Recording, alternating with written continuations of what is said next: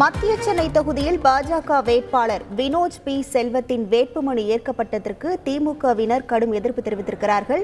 Vinoj B செல்வத்தின் விவரங்கள் முழுமையாக பூர்த்தி செய்யவில்லை எனவும் மறு ஆய்வு செய்ய வேண்டும் எனவும் திமுகவினர் வலியுறுத்தியிருக்கிறார்கள். கூடுதல் தகவல்களோடு இணைகிறார் நமது செய்தியாளர் ரமேஷ். வணக்கம் ரமேஷ்.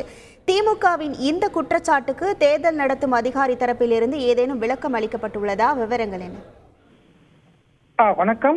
மத்திய சென்னை மக்களவை தொகுதியில பாஜக வேட்பாளராக போட்டியிடக்கூடிய வினோஜ் பி செல்வத்தின் வேட்புமனு விவரங்கள் முழுமையாக இணையதளத்தில் பதிவேற்றம் செய்யப்படவில்லை என்று திமுக தரப்பு எதிர்ப்பு தெரிவித்த நிலையில் இப்போது தேர்தல் நடத்தும் அலுவலர் பிரவீன்குமார் ஒரு விளக்கத்தை கொடுத்தார். அந்த விளக்கத்தை திமுக தரப்பு ஏற்றுக்கொண்டதை அடுத்து வினோஜ் பி செல்வத்தின் வேட்புமனு என்பது ஏற்கப்பட்டிருக்கிறது. அதாவது தமிழகம் முழுவதுமே மக்களவை தொகுதியில போட்டியிடக்கூடிய வேட்பாளர்கள் வேட்புமனு மீதான பரிசீலனை என்பது நடைபெற்று வருகிறது.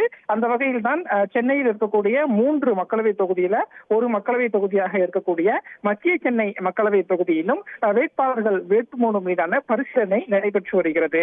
அப்போதுதான் பாஜக சார்பில் போட்டியிடக்கூடிய வேட்பாளர் வினோஜ் பி செல்வம் வேட்புமனு ஏற்கப்பட்டதாக தேர்தல் நடத்தும் அலுவலர் பிரவீன்குமார் அறிவித்தார். ஆனால் அதற்கு திமுக தரப்புல ஆட்சேபனை தெரிவிக்கப்பட்டிருந்தது.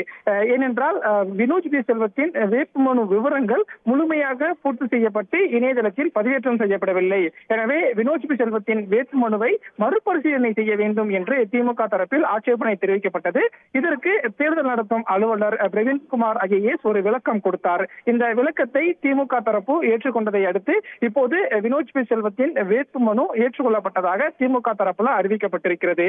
இதே போல மத்திய சென்னை தொகுதியில் போட்டியிடக்கூடிய திமுக வேட்பாளர் தயாநிதி மாறன் வேட்புமனுவும் தேமுதிக சார்பில் போட்டியிடக்கூடிய பார்த்தசாரதியின் வேட்புமனுவும் ஏற்றுக்கொள்ளப்பட்டதாக தேர்தல் நடத்தும் அலுவலர் அறிவித்திருக்கிறார்.